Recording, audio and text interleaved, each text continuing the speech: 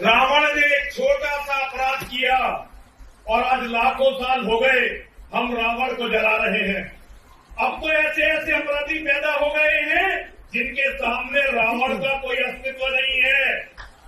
अगर आज जलाना है, मैं सारे हिंदुओं का इस मंच से आह्वान करना चाहता हूं, यदि आप जलाना चाहते हैं हर दशहरे पर तो अब तो मोहम्मद को जलाइए। गांधी जी ने कहा था कि हजरत मोहम्मद सल्लल्लाहु अलैहि वसल्लम लाखों दिलों में बसे हैं, हर धर्म वाला उनको मानता है। रामा कृष्णा राव जी कहते हैं कि हजरत मोहम्मद सल्लल्लाहु अलैहि वसल्लम इंसानों को इंसान बनाने आए थे। तो आप ही बताइए कि क्या उनको दरिंदा कहना पाप नहीं है? उनका पुतला जलाने की बात करना पाप नहीं है? इस्लाम एक ऐसा धर्म है जो शांति चाहता है, जो शांति का प्रतीक है, जो सलामती का मैसेज देता है, और इस्लाम की मीनिंग भी शांति ही है। तो अब इस धर्म के लाने वाले और उनको फॉलो करने वाले हिंसा और लड़ाई वाले कैसे हो सकते हैं? इस्लाम कहता है अगर कोई मुसलमान इस्लाम के नाम पर या हजरत मोहम्मद का नाम लेकर दंगा और फसाद करे या कराए तो वो मुसलमान हो ही नहीं सकता, चाहे वो इस्लाम का कलमा ही क्यों ना पढ़ता हो और लोग उसे मुसलमान के नाम से जानते हो। कोई ऐसे लोगों को देखकर बदगुमान न हो। ऐसा नहीं है कि ये बुरे हैं तो इस्लाम भी बुरा है।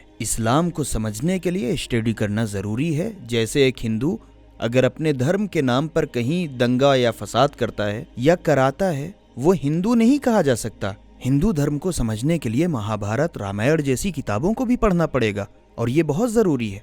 हजरत मोहम्मद सल्लल्लाहु अलैहि वसल्लम जिस कुरान को लेकर आए हैं उसमें सूरा नंबर 6 आयत नंबर 108 में कहा गया है कि अगर कोई अल्लाह के अलावा किसी और की पूजा करता है तो तुम उसको बुरा भला कहने का अधिकार नहीं रखते। इससे बड़ा शांति का मैसेज और क्या हो सकता है? बहुत फेमस बात है। एक बुढ़िया रोजाना हजरत मोहम्मद सल्लल्लाहु अलैहि वसल्लम पर कूड़ा करकट डालती थी, मगर आपने कभी उसको कुछ नहीं कहा और न कभी रास्ता बदला, और फिर एक दिन वो आपका ये कैरेक्टर देखकर मुसलमान हो गई। हजरत मोहम्मद सल्लल्लाहु अलैहि वसल्लम के पास सब लोग अपना कीमती सामान रखवाते थे, चाहे वो मुस्लिम हो या नॉन मुस्लिम, और आप लोगों का सामान अपने पास हिफाजत के साथ और अमानतदारी के साथ रखते थे और अमानत के साथ वापस करते थे। क्या ऐसे महापुरुष को लुटेरा कहना सही है? फैसला आपके ऊपर है। सच तो ये है, ऐसा आदमी नफरत फैलाकर अपने ही धर्म को बदनाम करता है, बल्कि दूसरे धर्मों का अपमान करने वाला अधर्मी तो हो सकता है, किसी धर्म का मानने वाला नहीं हो सकता, क्योंकि कोई भी धर्म किसी दूसरे धर्म के अपमान की इजाजत नहीं देता।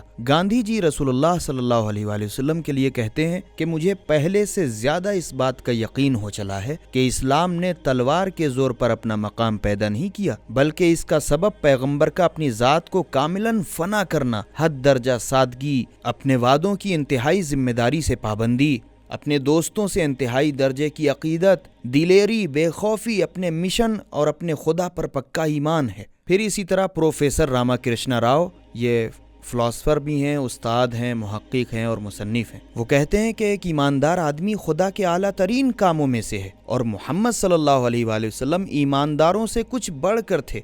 इंसानी हमदर्दी, इंसानी मोहब्बत उसकी रूह का तराना था। इंसानों की खिदमत करना, इंसानों को उरूज बख्शना, इंसानों को तरक्की पर पहुंचाना, इंसानों को खालिस करना, इंसान को तालीम देना, बल्कि यूं कहा जाए कि इंसान को इंसान बनाना उनका हदफ था।